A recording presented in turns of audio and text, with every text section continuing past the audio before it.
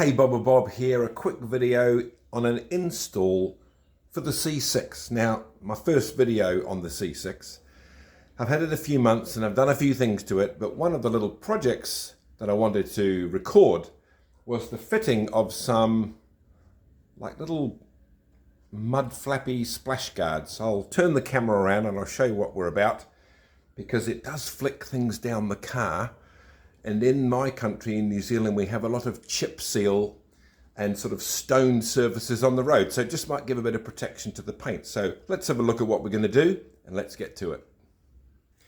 So what we have from online are 4 simple splash guards.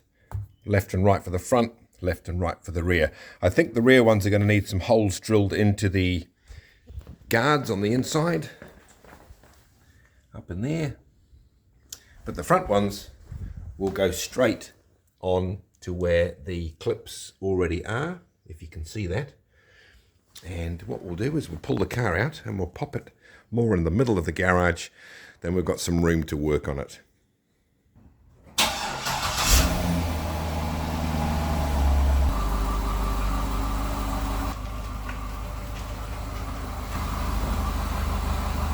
So quick introduction of the car for the first time on the channel. It's a 2005 Chevrolet Corvette C6. It's the first year of what they call the 6th generation Corvette.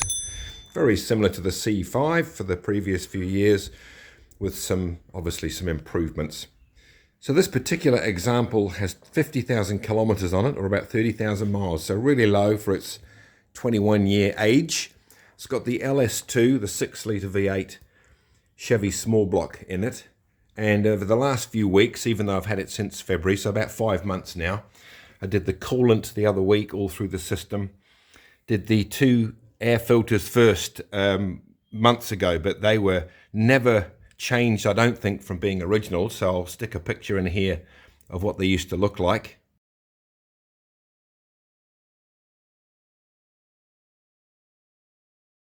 Did the power steering fluid a week ago.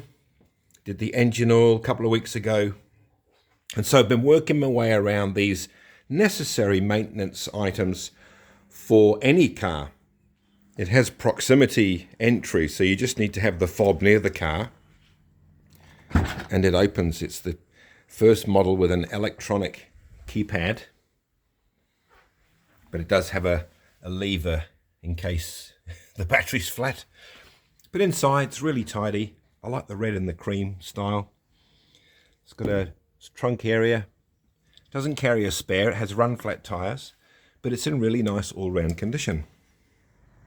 One of the problems, really though, even though it has sleek lines and is very smooth down the body, is that this area can get affected by stones and chipping just from road debris.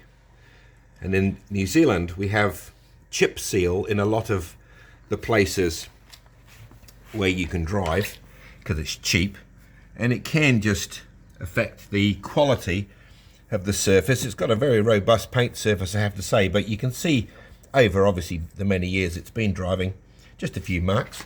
So we've got these, and they just fit in there and clip in to the holes that are already there with some new clips.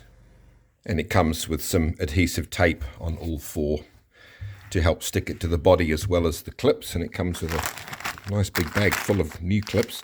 I'm going to have to drill some holes for the rear mounted guards. I'm hoping not to have to take the wheel off for that, but videos that I've looked at so far indicate that I might have to, but we'll have a look and see how we go.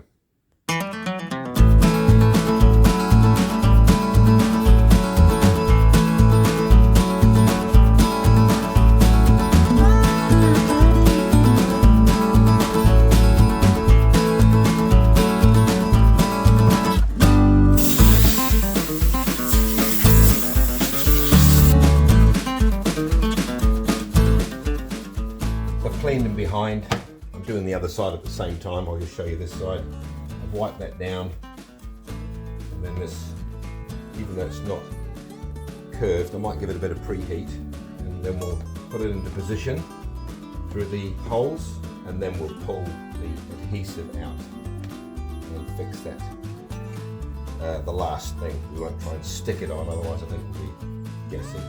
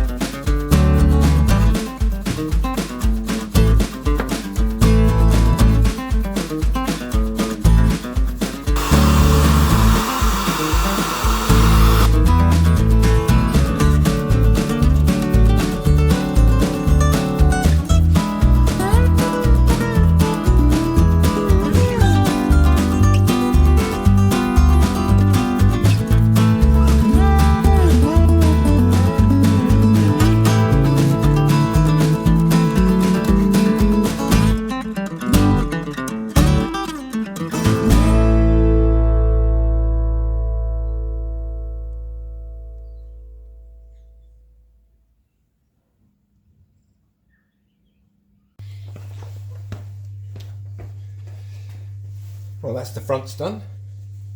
For the back here, there's no holes in this inside panel, so I'm going to have to put some holes into there but I can't drill with that in the way, so we're going to have to take the car up, pop the wheel off, and then we'll have some room.